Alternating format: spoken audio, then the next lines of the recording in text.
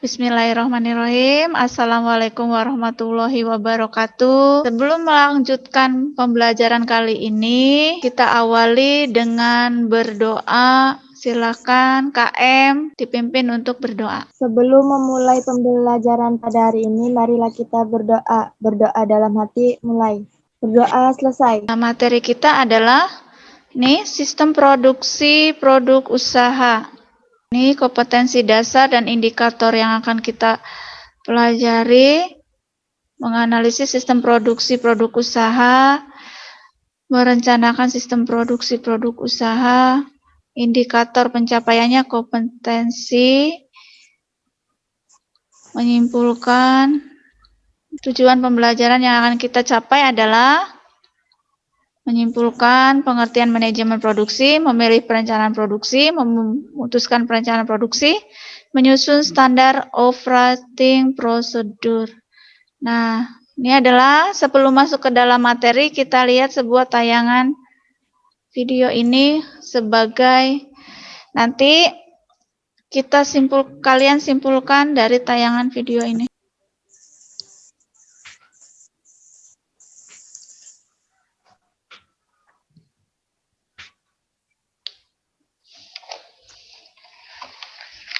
Sudah terlihat Nok videonya? Videonya ada Nok? Ada.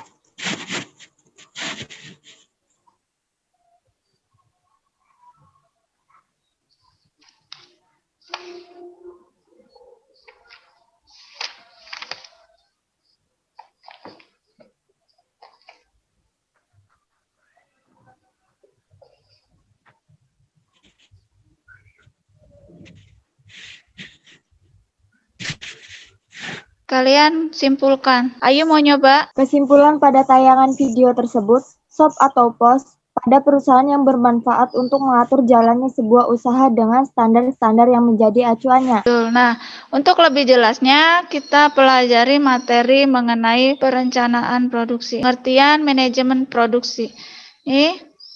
Manajemen produksi merupakan bagian dari bidang manajemen yang berperan dalam mengkoordinasikan beberapa kegiatan untuk mencapai tujuan. Beberapa ahli menyebutkan bahwa manajemen produksi itu adalah ada fungsi dari manajemen produksi. Ini menurut Sofyan. Yang pertama, perencanaan. Yang kedua, proses pengelolaan. Yang ketiga, jasa penunjang. Dan yang terakhir, pengendalian. Selanjutnya, perencanaan produksi.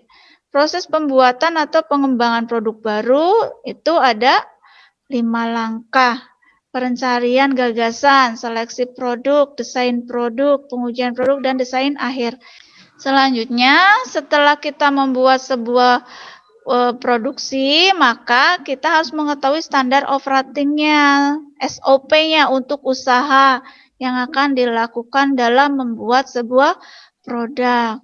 Manfaatnya dulu kita harus ketahui. Cara membuat SOP sederhana menurut Permenpan nomor per 21 M-PAN 11/2008.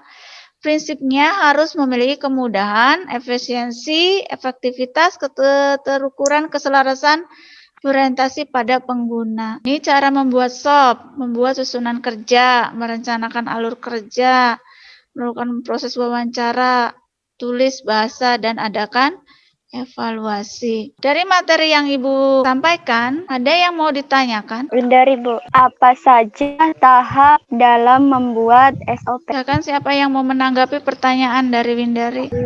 Tahapan dalam membuat SOP: 1. Menentukan jenis kerjaan dan alur. 2. Menggambarkan dalam bentuk bagan. 3. Menuliskan dalam bentuk uraian. Ya, bagus, Intan. Selanjutnya, adakah pertanyaan yang lain? Ya, Bu. Silakan, Asria. Bagaimanakah menetapkan alur kerja pada SOP? Siapa yang mau menjawabnya? 5, Bu. Alur kerja SOP. 1. Menetapkan bahan baku yang akan digunakan. 2.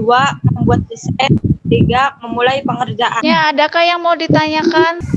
Tahap SOP yang dimaksud dengan menuliskan dalam bentuk uraian. Ya, siapa yang mau nanggapi? Bu, Shirley, boleh. tahap SOP menuliskan dalam bentuk uraian, yaitu membuat uraian yang terperinci untuk setiap bagan atau alur kerja. Simpulkan dari pertanyaan-pertanyaan teman-teman kita hari ini dengan materi sistem produksi produk untuk usaha yang berkaitan dengan SOP, Standar Operating Procedure.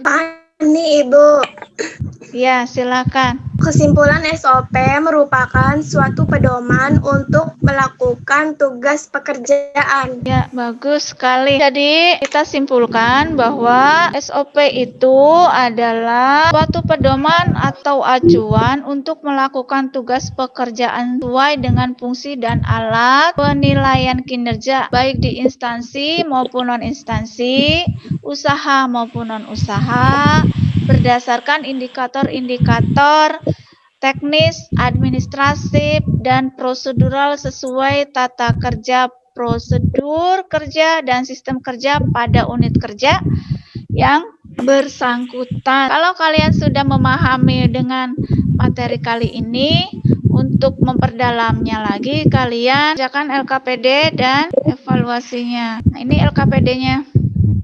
LKPD ini adalah yang akan kalian kerjakan bersama kelompok dan ada yang individu. Nah, ini evaluasi yang akan kalian kerjakan. Bisa dipahami?